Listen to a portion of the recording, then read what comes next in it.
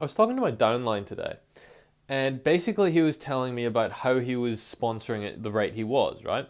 And he basically said that he's got a big enough. He feels like he's just worked on his dream enough that it's big enough that he can just like give little bits of his dream to other people, right? And that it can kind of grow in them from there, right? And I was kind of embarrassed for a second because I realized my upline had been telling me the whole time, you've got to have a big enough dream to be able to share little bits of it, right? And that was basically through the duplication process, it had like kind of skipped me and it had gone straight to him, right? I found it embarrassing, but I found it quite interesting at the same time, right?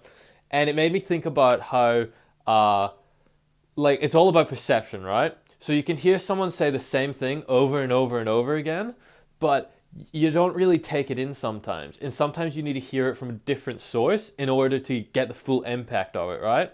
And it's a pretty common thing, but if you let your upline know about it, and they've been telling you the whole time, and then you hear it from someone else, they'll probably get a little bit annoyed because they're just like, "Yep, I've been telling you that the whole time." You know what I mean?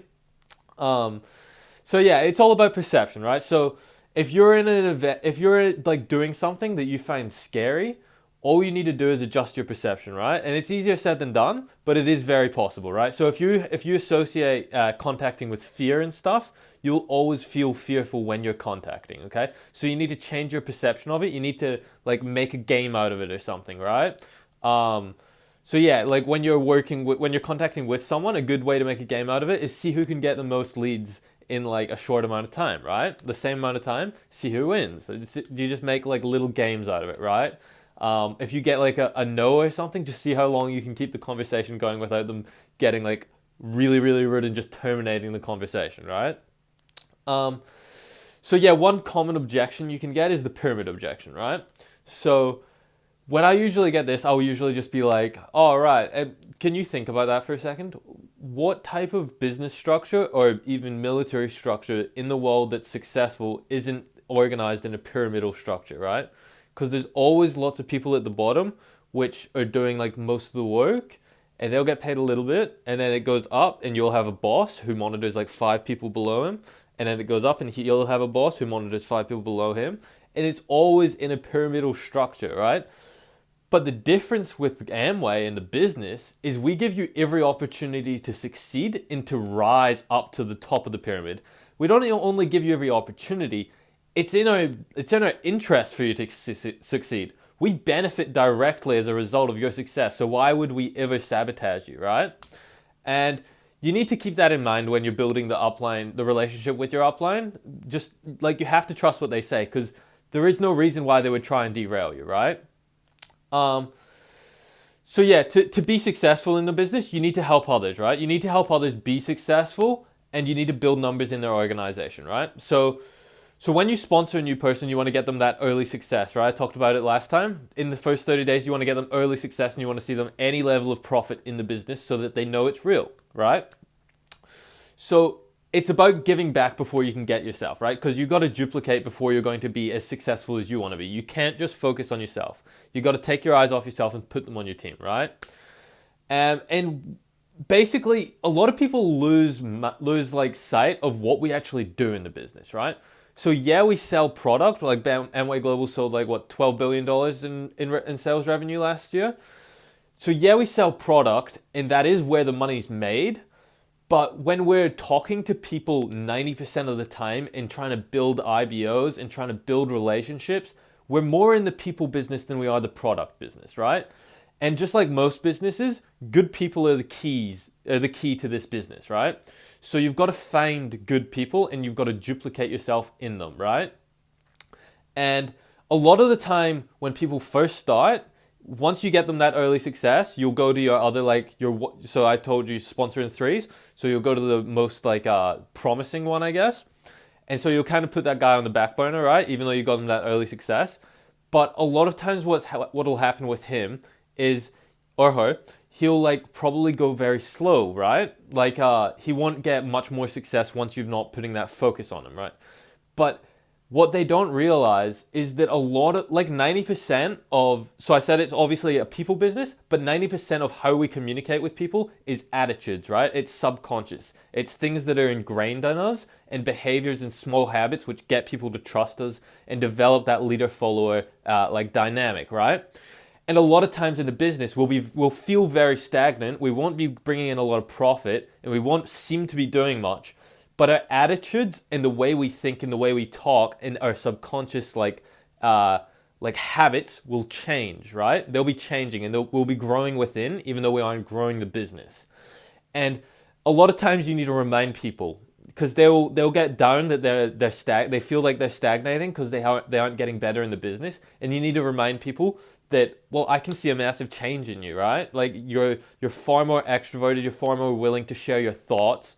Just like pick out something that they probably know themselves, because when you can tie something positive to something they already kind of think about themselves that's positive, it reinforces it, and it can actually make it part of their identity, right?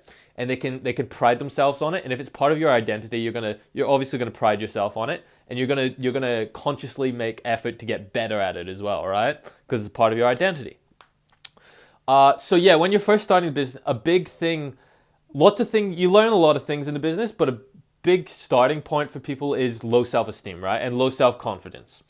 And that's definitely learned like in the business and through association, through the CDs, through the books, and through getting around like your upline and your upline's group and stuff. And it definitely gets better over time, right? So what else do we learn, right? So we can learn emotional and financial intelligence, right? Where else do you actually learn that? You don't really learn that. The only place you really learn that is through your family and your friends, right? And if your family and friends aren't in a great situation, you probably don't want to learn that much from them about financial intelligence, right? Emotional intelligence is a bit more like nuanced, but your upline can definitely like give you some hints on that. But yeah, mainly the financial intelligence, right? It teaches you how to be good with your money, where to put your money, how to identify depreciating and appreciating assets, right? So there's a few other things that the business helps you like learn, and I'm just going to list through them, right? So it helps you build relationships. It teaches you how to learn. It teaches you how to communicate and relate, right? So that goes into the building relationships.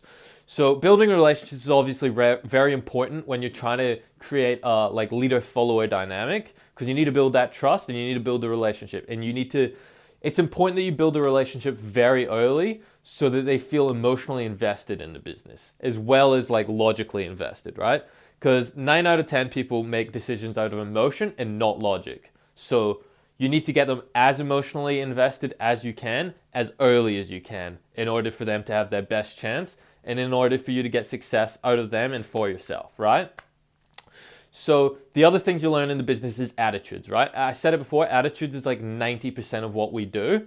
And the main attitudes we learn is like persistence, integrity, trustworthiness, all that type of stuff, right? And it's incredibly important because a person that you're talking to can feel that through the conversation you have, right? Just by little subconscious things that you'll say a little different to the average person, right? And they'll feel that and it'll go towards their subconscious thought of what you are like, okay? And it all lends towards building that leader-follower dynamic and getting them to like side with you basically, right? And be a part of your team, right? So most of building the business is attitudes. I've said it before, and it's very important, right? And most of the time, attitudes are like, they're not so much a conscious thing, right? So how you react to things is like, I think it's like 4% conscious thought and 96% like subconscious thought, right? So if I see ice cream in the freezer or something, right? I'm gonna eat it, right? That's my reaction to it. But if I can control my environment and take the ice cream out of the fridge and not have it there, I take away the ability to eat it, obviously, right? And so attitudes is how you handle and how you react to things, right? So attitudes is about that 4%, right? It's about when you see the ice cream in the freezer, it's about not eating it, right? And that takes a long time to develop, and that's the personal growth and the stuff you get through association, CD, and books and stuff like that, right? So I'm going to talk briefly about like goal setting. So obviously, when you're building the business, you need to know where you want to end up with it, right? And that comes down to goal setting, right? So you've got to have a long-term goal. That's usually like 12 months away. But a lot of the time people skip over like having stepping stones to that goal, right? So if you think about stepping stones, obviously they're to get to something bigger in the middle, right? Like it could be like a little landmass in the middle of a pond or something. But you need the stepping stones to get to the big place, right? The nice place, the dream, right? And so a lot of time, people that dream big, they'll forget to plan how they're going to get to the dream. They'll forget to plan the intermediary steps to get there. And that is obviously like extremely important, right? Logically, you need to know how you're going to get somewhere in order for it to be believable to you that you're going to get there, right? So you need to sit down with your upline and you need to counsel and you need to strategize on how you're going to achieve your greater goals. So I recommend having short-term goals, long-term, medium-term goals, and long-term goals. So long-term goals are obviously 12 months. Medium-term goals are anywhere from like probably I'd say 2 months to 11 months. And then short-term goals are obviously like shorter than the medium term, right? And they're all kind of leading towards that long-term goal, right? Because you always want to be building up to something bigger. And you should even have longer goals than like just 12 months, right? You should have like 5-year, 10-year, 15, 20-year goals. And honestly, they should scare you, right? Because growth is exponential, right? And they should scare you for where you are now. But when you're that 1 year out of them, they shouldn't scare you that much because you should be pretty close to them by then, as long as you've set out your stepping stones, right? And yeah, it's just some last things. CDs aren't just about association, right? So they provide us ongoing motivation because a lot of the time we speak to ourselves very, very negatively, and it definitely affects us, right? If you think about like the human mind, it's very about like it's very like a computer program, right? So what you put into it's what you're going to get back out of it. So if you just put in negative thoughts, like you're speaking to yourself negatively all the time, and you're just putting in like constantly, obviously you're going to get a negative attitude back out, right?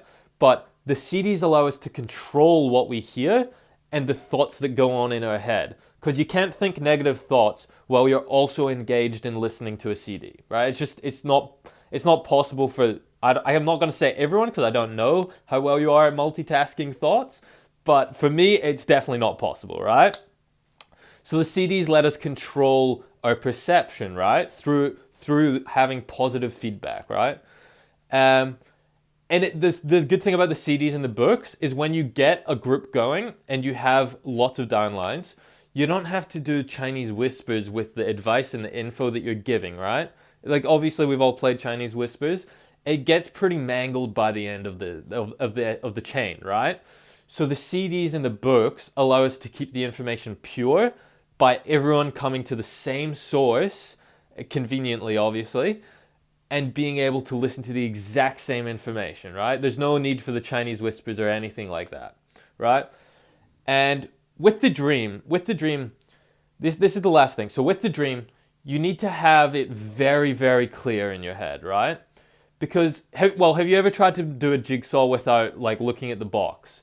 Have you ever tried to do a 1,000-piece jigsaw without looking at the box? You have no idea what you're trying to create. You're just trying to put stuff together and hope for the best, right? And that's what doing pretty much anything, but especially building the business without a dream is like. You don't know where you're going, but you're doing this difficult and uncomfortable thing without any idea of where you're trying to go with it. And it's the exact same as putting that jigsaw together. You're just never going to get anywhere, and you're probably going to lose a lot of motivation and a lot of discipline along the way because you're just going to think it's frivolous, right? So yeah, that's everything for tonight, guys. Have a good night.